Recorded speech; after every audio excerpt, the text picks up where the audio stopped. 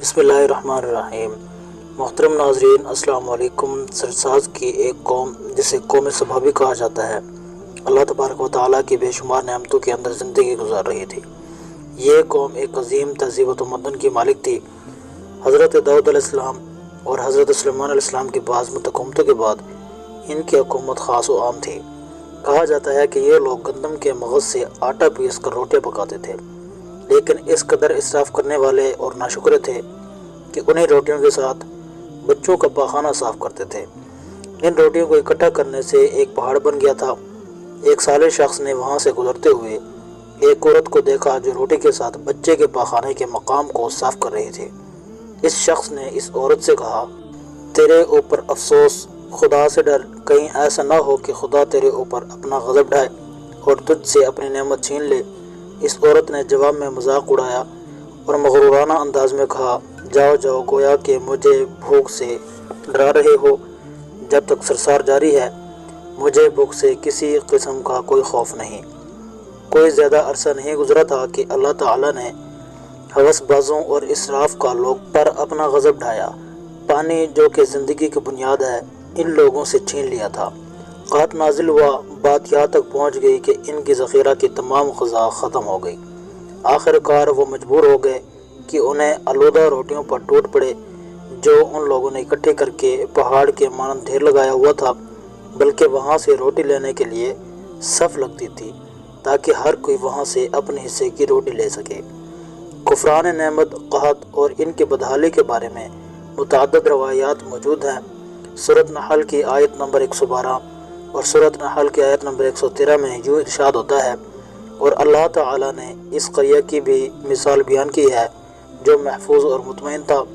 اس کا رزق ہر طرف سے باقاعدہ آ رہا تھا، لیکن اس دریا کے رہنے والوں نے اللہ جل شانہ کی نعمتوں کا انکار کیا، تو خدا نے انہیں بھوک اور پیاس کا مزہ چکھایا، صرف ان کو ان اعمال کی بنا پر کہ جو وہ انجام دے رہے تھے، اور یقیناً ان کے پاس رسول آیا تو انہوں نے اس کی تکذیب کر دی، تو پھر ان تک عذاب آ پہنچا کہ یہ سب ظلم کرنے والے تھے۔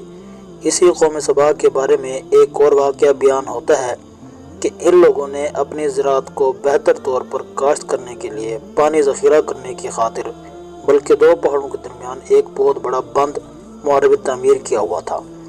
سوراخ اور دوسرے پہاڑوں سے گزرا ہوا پانی اس بند میں آ کر وافر مقدار میں جمع ہو جاتا تھا۔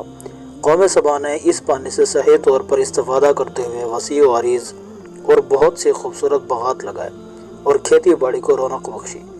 ان باغات کے درختوں کی شاخیں اس قدر پھلوں سے لدی ہوئی ہوتی تھیں کہ کہتے ہیں کہ اگر کوئی شخص سر پر ٹوکری رکھ کر ان کے نیچے سے گزرتا تو پھل خود بخود ٹوکری میں گرنا شروع ہو جاتے اور قلیل مدت میں ٹوکری تازہ پھلوں سے بھر جاتی تھی۔ یہ لوگ آباد اور آپس میں جڑے ہوئے رہتے تھے، لیکن نعمتوں کی کثرت نے انہیں شکر کرنے کی بجائے سر مست اور غافل کر دیا، یہاں تک کہ ان کے درمیان بہت بڑا طبقات نظام وجود میں آ چکا تھا۔ ان میں سے صاحب اقتدار لوگوں نے کمزوروں اور ضعیفوں کا خون چوسنا شروع کر رکھا تھا، یہاں تک کہ ان لوگوں نے خدا سے ایک احمقانہ التماس کیا جس کا ذکر سورۃ سبا کی آیت نمبر 19 میں ملتا ہے۔ انہوں نے کہا، اے خدا، ہمارے سفروں کے درمیان فاصلہ زیادہ کر دے۔ انہوں نے اللہ تعالیٰ سے یہ التماس اس لیے کی تاکہ غریب بے نوا لوگ عمرہ اور ثروت مندوں کے ہمراہ سفر نہ کر سکیں۔ ان کی خواہش یہ تھی کہ آبادیوں کے درمیان خشکی ہو اور فاصلہ بہت زیادہ ہو تاکہ تہی دست اور کم آمدنی والے لوگ ان کی طرح سفر نہ کر سکیں۔ اللہ تعالیٰ نے ان مغرور پیٹ کے پجاریوں پر اپنا غضب نازل کیا۔